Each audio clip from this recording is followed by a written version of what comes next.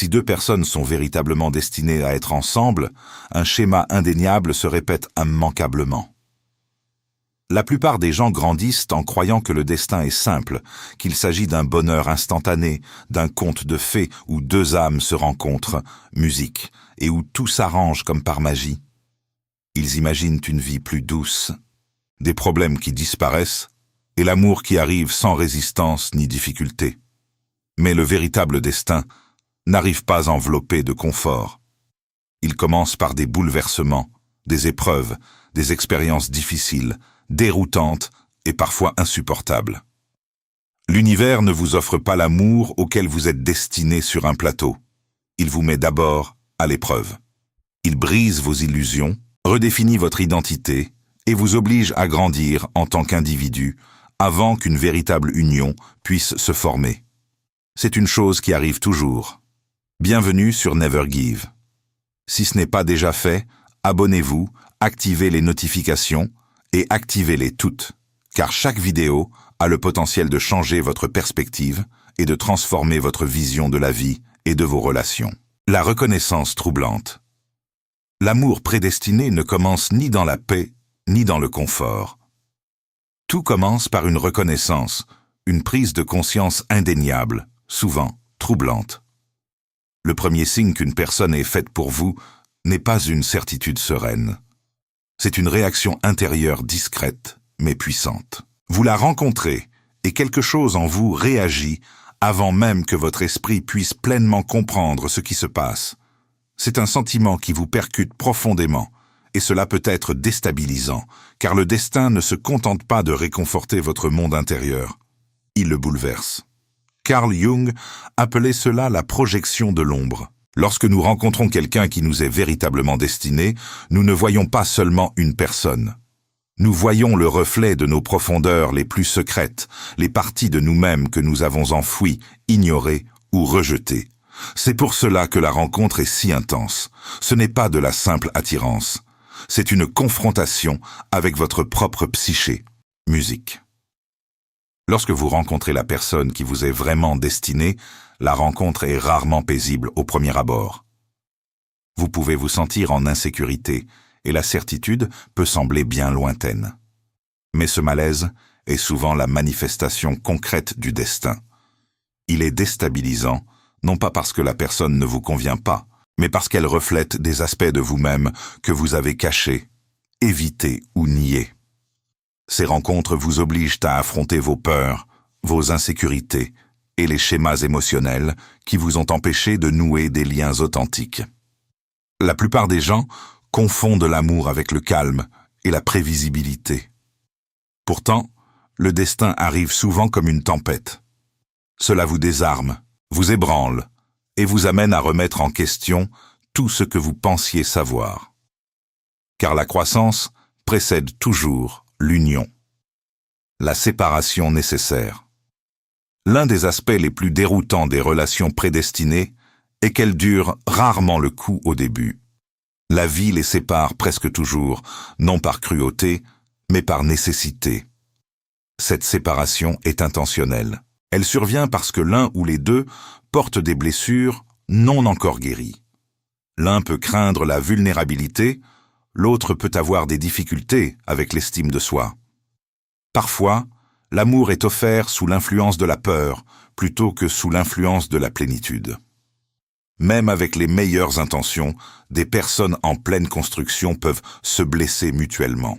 Dans ces moments-là, l'univers intervient avec un message clair. Pas encore. Il crée une distance pour permettre la croissance. Il exige une découverte de soi, une maturité émotionnelle et une conscience plus profonde avant que les cœurs concernés ne soient prêts à s'unir véritablement. Musique.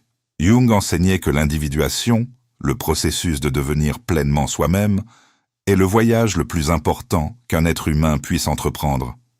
Et souvent, ce voyage commence par une perte, par un arrachement à ce qui nous était cher. La séparation d'avec une âme sœur n'est pas la fin de l'histoire, c'est le début d'un chapitre intérieur, le plus difficile, le plus nécessaire. Vous êtes forcé de vous regarder en face. Vous êtes contraint d'explorer les territoires sombres de votre propre âme que vous auriez préféré ignorer. L'amour prédestiné est patient, persévérant et profondément transformateur. Il exige de se confronter à soi-même pleinement, sans raccourci ni distraction. Chaque défi, chaque chagrin, chaque instant de doute fait partie de la préparation. L'univers vous met à l'épreuve pour vous révéler vos véritables besoins. Il vous apprend à aimer sans attente, sans dépendance, sans peur. Le moment venu, tout s'assemblera. Mais seulement après que vous ayez vous-même évolué en une personne capable de recevoir et d'accueillir pleinement cet amour. C'est la vérité cachée du destin. Il vous façonne, vous met à l'épreuve et vous fortifie avant de vous récompenser, garantissant ainsi une union profonde et durable, et non éphémère ou fragile. La douleur qui éveille. Comprenez cela profondément. Le véritable destin n'est jamais synonyme de gratification immédiate. Il n'est pas question de facilité soudaine ou de confort instantané.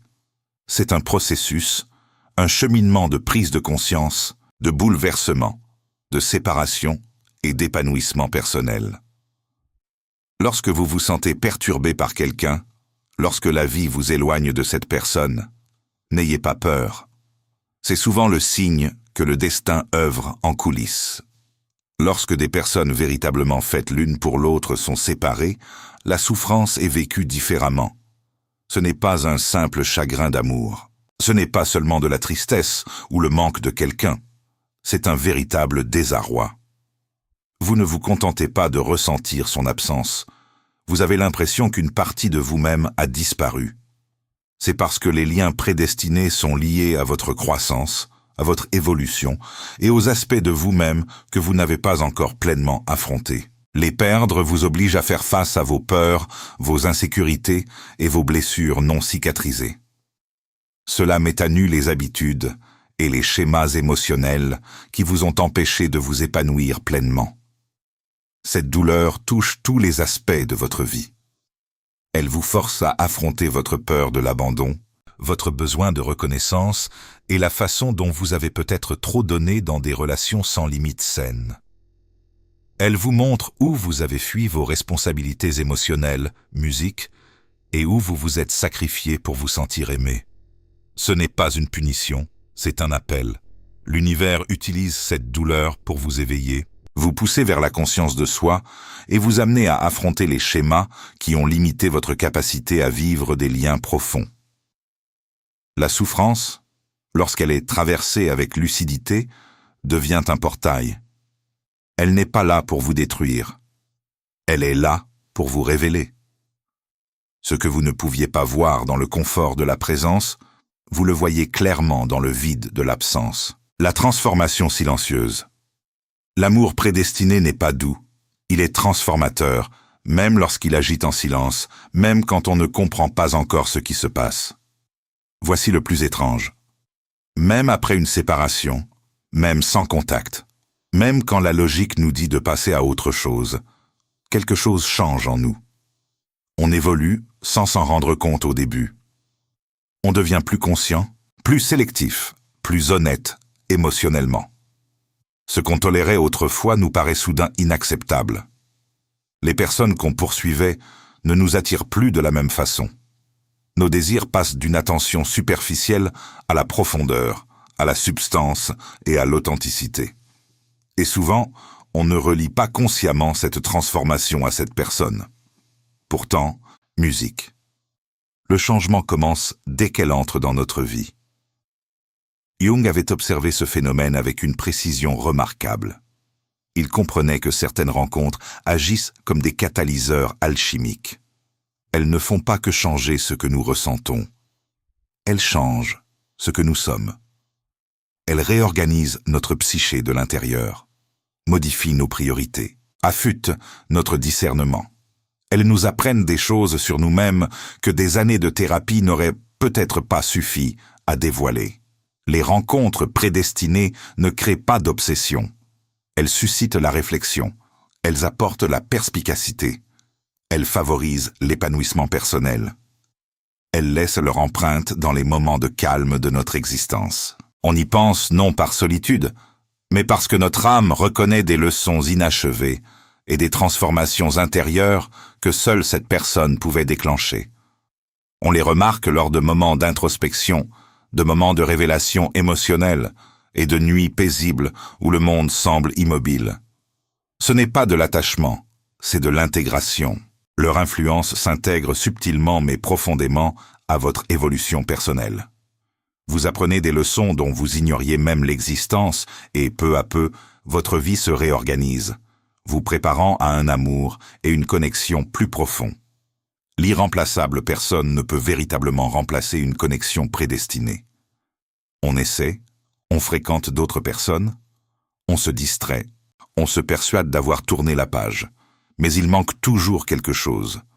Non pas que la nouvelle personne soit incomplète, mais parce qu'elle n'active pas le même niveau de croissance. L'amour prédestiné opère à un autre niveau. Musique. Il ne s'agit pas d'alchimie ni de facilité, il s'agit d'évolution. Il s'agit de pousser les deux individus vers la plénitude. Il éveille des leçons que les relations ordinaires ne peuvent tout simplement pas transmettre. On ne peut pas le précipiter, on ne peut pas le copier, on ne peut pas le remplacer. Son but est bien plus profond que la simple compagnie. Il existe pour stimuler, enseigner et transformer les deux âmes. Et voici ce que peu de personnes comprennent. Ce n'est pas parce qu'une connexion est irremplaçable qu'elle doit être poursuivie à tout prix. Parfois, reconnaître la profondeur d'un lien, c'est aussi reconnaître que le moment n'est pas venu, que l'amour véritable est capable d'attendre, que forcer ce qui n'est pas prêt, c'est le briser avant même qu'il ait pu s'épanouir. La sagesse du destin réside précisément dans cette patience que l'on n'avait pas encore apprise. Même séparés, le destin œuvre discrètement en chacun de nous. L'un apprend à poser des limites, l'autre apprend la responsabilité. L'un développe le respect de soi, l'autre développe le courage émotionnel.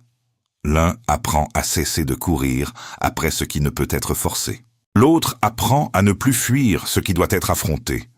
Aucun des deux ne perçoit encore l'ensemble de la situation. C'est intentionnel. L'univers retient la pleine compréhension jusqu'à ce que les deux âmes aient suffisamment mûri pour accueillir l'amour qui les attend. Ce processus est précis, délibéré et nécessaire. Il garantit que lorsque leurs chemins se croiseront à nouveau, le lien ne sera plus fragile.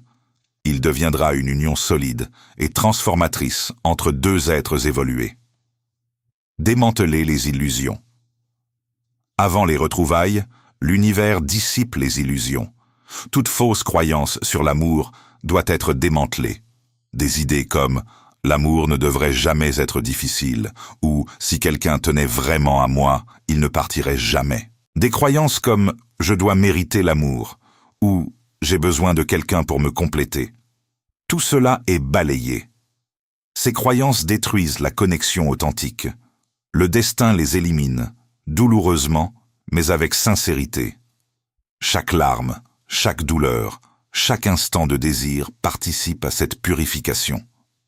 C'est essentiel, car le véritable amour ne se fonde ni sur la peur ni sur le besoin. Il se fonde sur la conscience, le choix et la croissance. L'amour prédestiné n'est pas une question de survie. Il s'agit de se choisir librement, en toute plénitude. Jung avait écrit que nous n'atteignions jamais l'illumination en imaginant des figures de lumière, mais en rendant consciente notre obscurité. Le destin exige exactement cela. Il vous pousse à voir non seulement ce que vous aimez en vous, mais aussi ce que vous avez rejeté, vos mécanismes de défense, vos fuites, vos masques. Et c'est en regardant tout cela en face, sans détourner les yeux, que vous devenez capable d'un amour véritable. Musique. Le choix libre. À un moment donné, un changement discret s'opère.